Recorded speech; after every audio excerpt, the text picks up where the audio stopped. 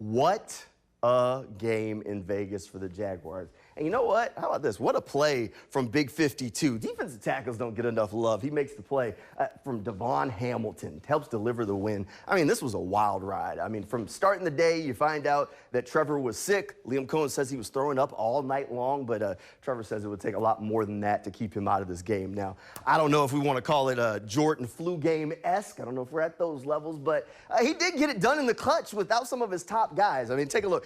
There was no Trevor.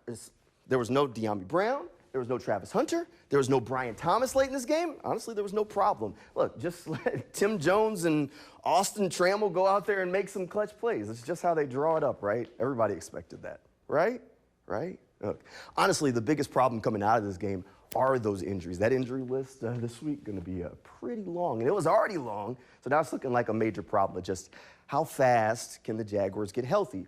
Or will James Gladstone have to get to work before the trade deadline and try and bring in some reinforcements? I'm sure he's been watching. Look, those are the big questions that come to mind for me after watching this game. But look, overall, it was a tough game, but things you love to see, the green, but also the yellow. Look, far more good than bad from this team.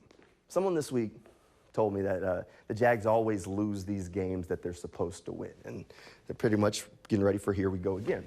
But I don't know if that's accurate. That hasn't been this team, not under Liam Cohen. I mean, think about the losses. Let's just think about it.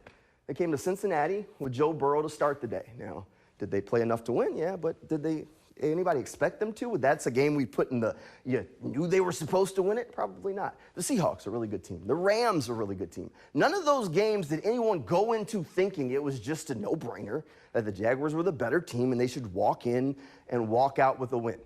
Now, the Raiders, on the other hand, they've been missing since, well, I guess Oakland in 2019 when the Jaguars closed down everything out there in Oakland, got the win there and got out.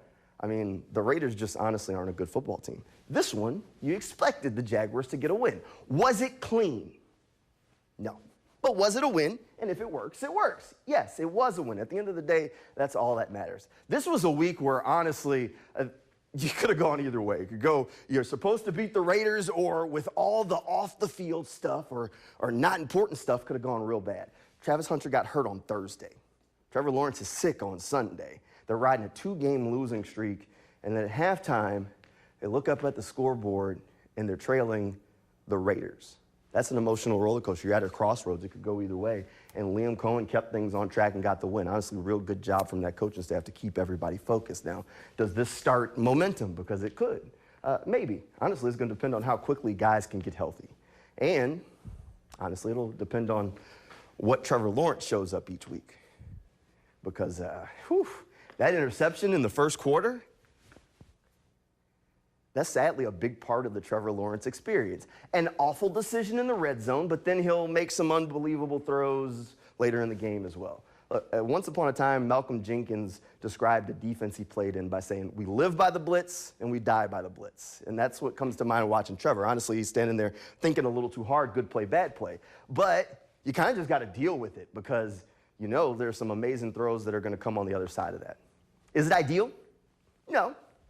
But kind of is what it is.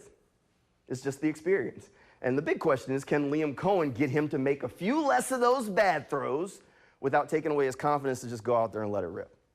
I don't know. That's the task that Liam Cohen was hired to figure out, and we're all along for the ride to see if he can get it done. But if he does, then he might get a pretty good quarterback out of it. Who knows?